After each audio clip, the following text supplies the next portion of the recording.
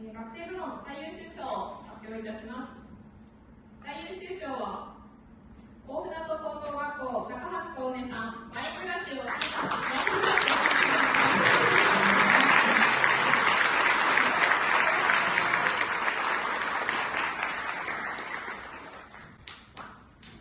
様には賞金10万円が贈呈されます。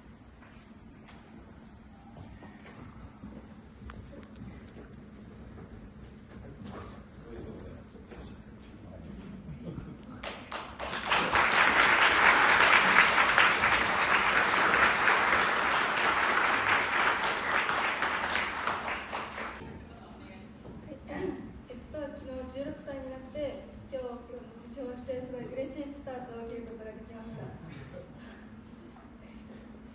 とにかく武士と勉強して未来に向けて頑張っていこうと思います。ありがとうございました。